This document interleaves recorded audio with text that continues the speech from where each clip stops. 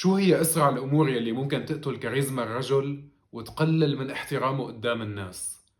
أنا ما في بيني وبين هذا الشخص أي شيء، وللأمانة لفت انتباهي كمية الكراهية عنده بالتعليقات. خلونا بس نتابع شوي من الفيديو.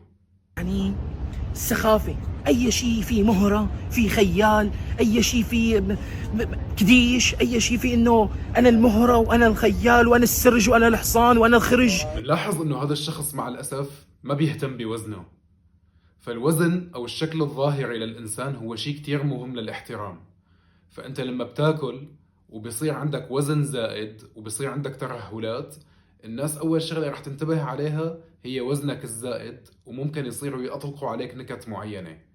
يلي زاد الطين بلة مع هذا الشخص، وأنا على فكرة ما في بيني وبينه أي شيء، بكرر هذا الموضوع أنا بس من باب التوعية لا أكثر ولا أقل.